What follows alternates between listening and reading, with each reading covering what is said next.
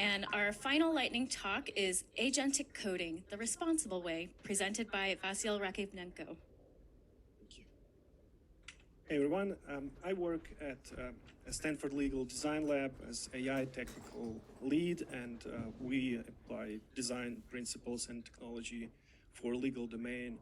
And we have some use cases like legal domain specific PII identification and masking, eviction prevention, and others. And we've been using Agentic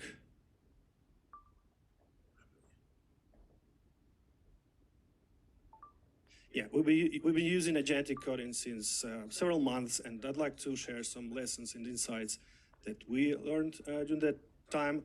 So you definitely can expect to have some productivity increase. Some beautiful features like one-click deployment. And one of the most important things that we learned that we were able to leverage our arrays, because one research assistant, even putting like 5 to 10 hours a week, is able to bring some interesting applications within just a couple of weeks, which is great. On the other hand, there is some cons that we also found out that I'd like to share with you, and some of our best practices that help us mitigate those risks and downsides. So there is agentic capacity, hallucinations, fabricated code, and some of unforeseen and unseen previously new hidden risks that I'll mention here. So those of you who might remember and recall what things are like Turbo Pascal or Basic or like any of those technologies pre-LLM assisted coding, would agree that coding is when you actually change the code yourself, you know each line of code, you know the logic, everything.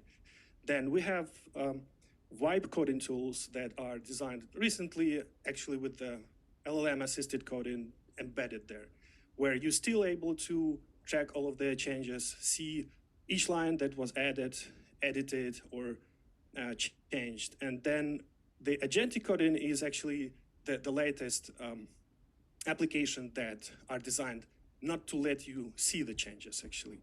And the thing with that is that your code base becomes a black box. As much as you try, it's so hard to actually track the changes. And when you ask to change one thing, it can change several other things, because on the go, it will identify some not optimal way to it was implemented previously. So it will change you half of the code base each time you ask to change something small. So all your project becomes a black box. That's one of the downsides that we learned.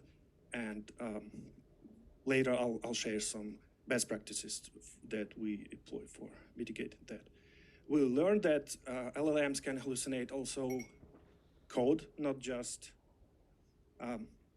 produce the hallucinations. In this concrete example, we can see that LLM was asked to change an activation function from ReLU to star ReLU, and it did produce that result actually that, and when it was asked, why don't you use the existing class, it said that it doesn't exist. And at the bottom of the screen, we can see that actually that class existed, and the worst thing is that the formula was incorrect. So it's pretty hard to find that error.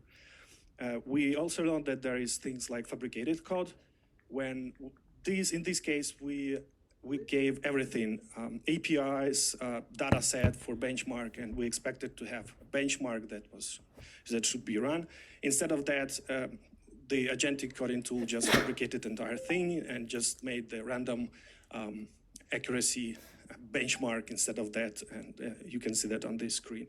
We were able to find that only after downloading the entire code base and going and checking this thing.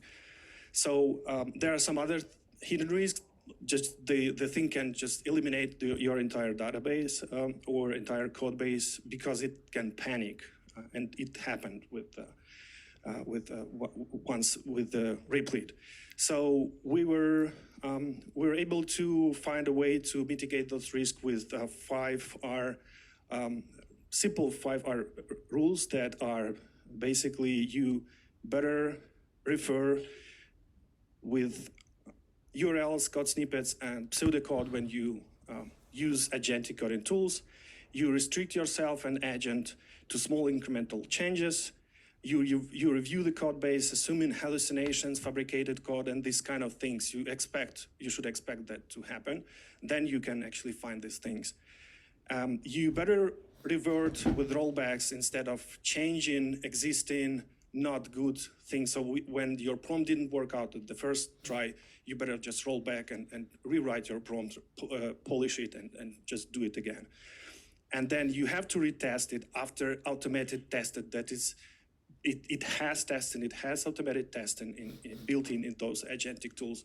But you better retest it each time after agentic to testing, after merging, after deploying. So you have to do testing way more than previously. And these 5 simple rules helped us to mitigate lots of those risks and problems. So thank you. If you have any questions, I'm happy to answer after. Thank you. Thank you, Vasyl. All right, let's get another round of applause for all of our Lightning Talk speakers.